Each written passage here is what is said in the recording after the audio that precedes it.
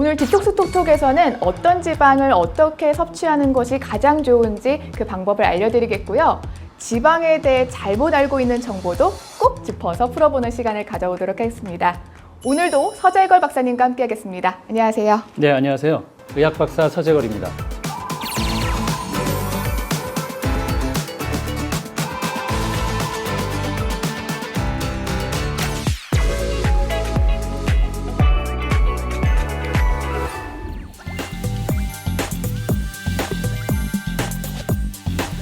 우리가 먹는 지방에는 포화지방산, 불포화지방산, 트랜스지방이 있다고 알고 있는데요. 네네.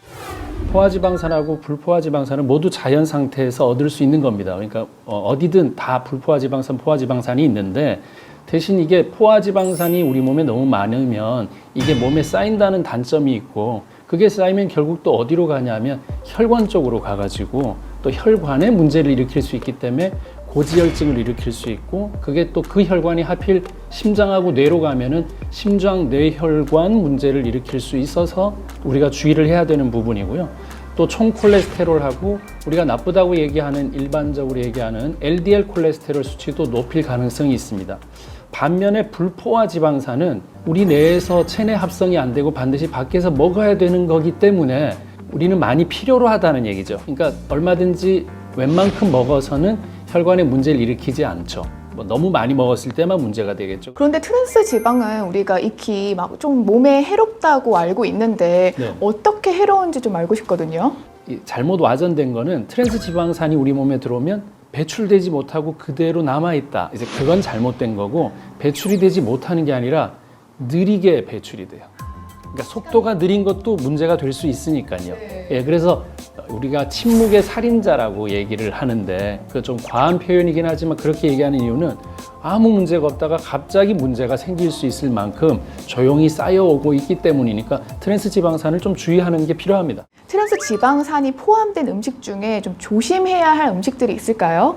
네, 여러분들이 제일 많이 아시는 이제 쇼트닝이나 마가린 같은 경우에 중국 음식이나 튀김 요리에 굉장히 많이 쓰게 되어 있어요. 튀긴 음식을 많이 먹는다는 거는 일단 트랜스 지방산을 나는 많이 노출되고 있다는 걸 생각을 해야 되는 부분이 분명히 있고요.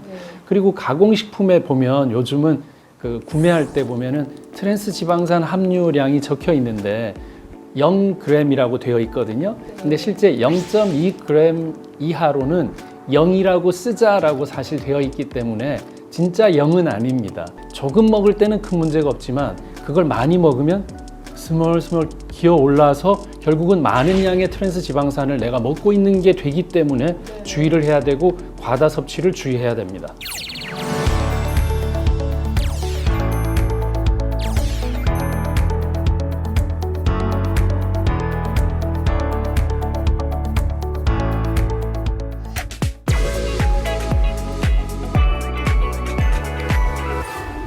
지방을 먹으면 살이 찔 거라고 생각하는데 그게 맞나요? 사실 1g당 지방은 9kcal의 에너지를 만들고 그리고 탄수화물하고 단백질은 4kcal 정도가 됩니다. 그러면 얼핏 보면 지방 먹으면 에너지가 2배나 더 높으니까 더 저장될 것 같잖아요. 근데 실제로는 그렇지 않고 당분을 우리가 먹었을 때 그 당분이 지방으로 변환이 되면서 지방 되는 경우가 훨씬 나쁘고 그게 혈관에 꼈을 때 혈관에 문제 일으키는 지방이 되는 거지 지방 먹어서 다이렉트로 지방이 된다 이렇게 생각하는 건 좀 버려야 됩니다. 그 이유를 좀 설명을 더 드리면 우리가 단 걸 먹었어요. 우리 임서진 아나운서가. 그러면 단 거 그냥 지나가는 게 아니라 인슐린이라는 게 꼭 나와서 혈당을 조절하게끔 나옵니다. 근데 또 먹었어요. 그럼 또 나오고 해서 인슐린이 과소비가 되면 우리 몸은 어떤 식으로 되냐면 안 되겠다, 좀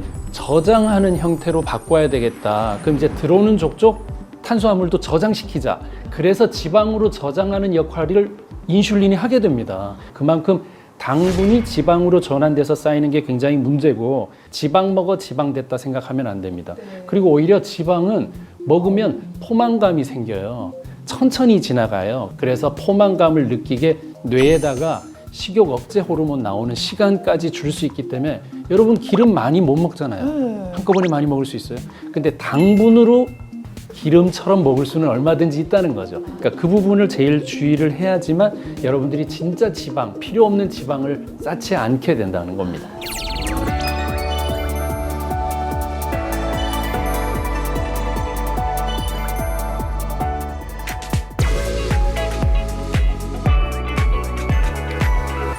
박사님, 하루 섭취는 어느 정도 해야 되고 또 어떤 음식을 먹어야지 저희 몸에 좋은지 좀 알려주세요. 네, 일단 전체 열량의 지방은 15에서 20% 정도 먹는 게 추천드리고 있습니다. 네, 한 20% 정도 얘기를 드리고 있는데 우리가 고기에도 기름 없이 못 먹잖아요. 그리고 생선도 기름 있잖아요. 그리고 조리할 때도 기름 있으니까 그런 보조적인 기름 정도로 산패되지 않게 건강한 기름을 쓴다면 우리가 그 정도의 기름은 충분히 먹고 있는 거예요. 그래서 따로 기름을 엄청 먹어야 된다가 사실은 아닙니다. 보통 굽거나 튀기거나 할 때는 발연점이 높은 게 포도씨유나 카놀라유 같은 걸 쓰면 발연점이 높다는 얘기는 웬만큼 온도가 올라가도 타지 않는다 이 말이고요. 발연점이 높으니까. 올리브유 중에는 엑스트라 버진이라는 거는 정말 그 열가하는 거 말고 뿌리는 거, 그러니까 드레싱으로 쓰면 좋겠고, 그러니까 퓨어는 굽는 정도는 열을 가해도 되는 부분이 있으니까 굽는 데 쓰는 거는 도움이 되지만 튀기거나 하는 데는 고온이니까 좋다고 올리브유를 쓰는 게 아니라 카놀라유 같은 것들을 쓰면 도움이 될 수 있습니다. 그리고 들기름이나 참기름 같은 경우도 변질되면은 트랜스 지방산이 많이 생길 수 있기 때문에 영원한 거 없습니다. 그러니까 보관이 잘못되면 그때부터는 나한테는 해로운 물질이 될 수 있다는 걸 꼭 기억하시면 좋겠고, 간식 드신다면 가공식품보다는 견과류 좋잖아요. 예. 그래서 견과류 정도 추천을 드리고 싶습니다.